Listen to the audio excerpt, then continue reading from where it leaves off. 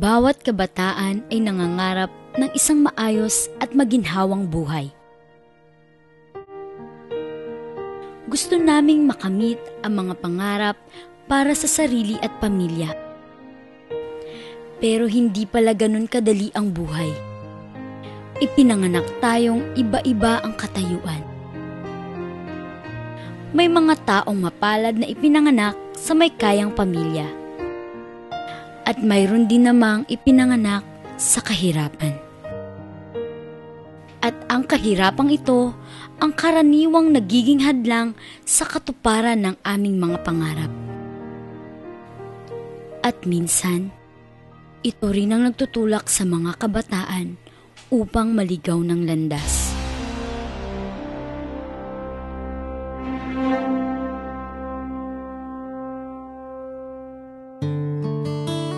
Pero hindi ka dapat mawalan ng pag-asa. Marami sa aming mga kabataang mahirap na may talento sa pag-awit at pagsayaw ang pinalad na manalo sa Friday Talent Nights ng Taguig.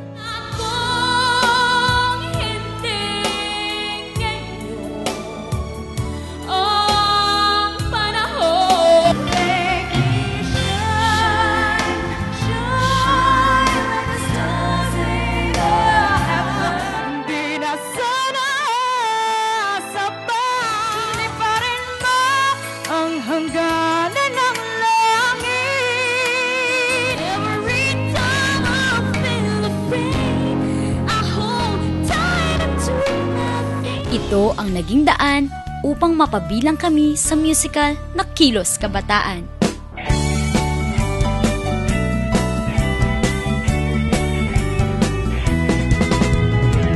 Nagsimula ang Kilos Kabataan bilang isang simpleng produksyon na di lamang nagpapakita ng mga problemang kinakaharap ng mga kabataan, kundi nagbabahagi rin ng mga mabubuting aral para sa lahat.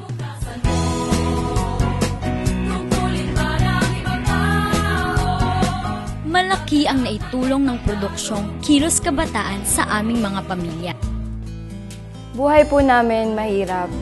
Mama ko housewife, tatay ko electrician. Hindi po siya palaging may trabaho. Dahil panganay po ako sa magkakapatid, naisip ko rin po na kahit papano tulungan sila kahit na nag-aaral pa ako.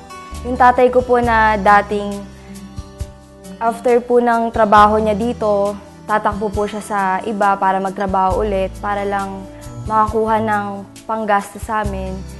Yun, nakakapagpahinga na rin po siya kasi yun, nakakatulong po ako sa kanya. Dito, natutunan ko sa buhay na hindi hadlang ang kahirapan para makamit mo ang mga pangarap sa buhay. Pero higit pa sa tulong pangkabuhayan, marami sa amin ang nabigyan nito ng inspirasyon upang baguhin ang buhay. Broken family ako eh. Lumaki ako nung walang guidance ng magulang. Hindi lang bisyong pinasok ko, pati magbenta rin ng tinatawag nating shabu. Malaking bagay na naitulong sa akin ng Kilos Kabataan. Yung dito ko nakita na kahit sinong kabataan pala ay talagang pwedeng magbago. Ang magtiwala sa sariling kakayahan at lumayo sa anumang bagay na makasisira sa aming pagkatao. Noon, ako yung sabihin na nating walang pangarap o walang patutunguhan yung buhay. Dahil wala akong inatupag na kundi umambay, araw-araw, gabi-gabi. Hanggang sa ma-impluwensyahan ako ng barkada na mag-take ng, yun nga, yung sabihin na nating marijuana. Tingin nila sa akin, napakababa eh. Parang wala na talagang patutunguhan. Sa Kilos Kabataan, pinagbago ako, binago yung sarili ko, katayuan ng buhay ko, at pagtingin sa akin ng mga tao. May nabigyan din ng lakas ng loob na bumangon mula sa pagkakadapa at magsilbing mabuting halimbawa sa kapwa namin kabataan. Nagtry akong hindi pagpatuloy yung pagbubuntis ko. Dahil nga sa pangarap ko nga makaalis. Yung time na yun, sobrang problema. Iniisip namin kung saan kami kukuha ng pangkain namin. Kasi nga, di ba, sobrang hirap. Kasi nga, wala sa plano yung yung nangyari sa akin, wala sa plano. So, naging matapang pa rin ako, pinagpatuloy ko pa rin. Di ko pa rin pinakinggan yung mga sinabi sa akin na, yun nga, pwede pang ipalagdag yan. Yung binibigay ko sa baby ko is talagang pinaghihirapan ko talaga. Talagang pawis talaga yung pinuhunan. Kaya thank you po sa KK dahil naging part ako ng cast na to. Ang Kilos Kabataan ay pumaimbulong bilang isang matatag na samahan na ang layunin ay maibahagi sa lahat ng kabataang Pilipino ang mga tamang asal at ipamulat sa kanila ang mahalagang papel na ginagampanan para sa pagiging maayos at maunlad ng kani-kanilang komunidad. Ito na siguro yung tamang pagkakataon para sa lahat ng kabataan na kumilos para sa inaasam na pagbabago.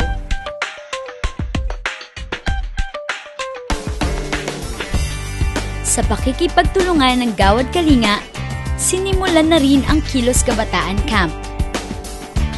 Layunin nitong mapagbuklod ang lahat ng mga kabataan upang simulan ang pagbabago, di lamang para sa sarili, kundi higit sa lahat para sa sambayanang Pilipino at maging huwaran ng mga kabataan sa buong mundo.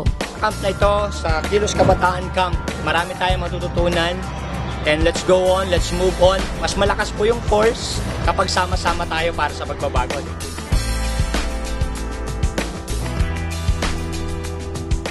Nagkaisa po kami, nagkaroon po kami lalo ng tiwala sa isa't isa.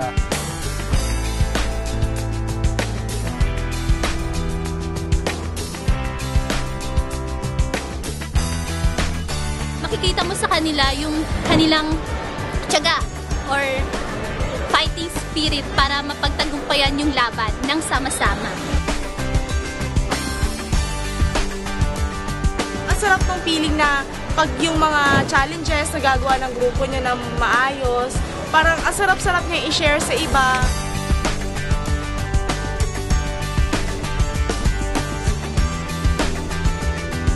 Sana magtuloy-tuloy yung mga ganitong activities na makakatulong sa mga kabataan para naman kahit paano hindi lang kami yung mga naturuan nila, mga natulungan na madagdagan pa para na sa ganun mas madami pa kami tumulong dito sa mga kabataan dito sa amin sa bayan ng Kalinga. Pagiging leader siguro hindi lang hindi to responsibility kundi it's a privilege na maging leader ka kasi pinili ka hindi dahil physically fit ka kasi malakas ka, hindi yun kasi nahuhugot mo yung lakas mo sa mga kasama mo.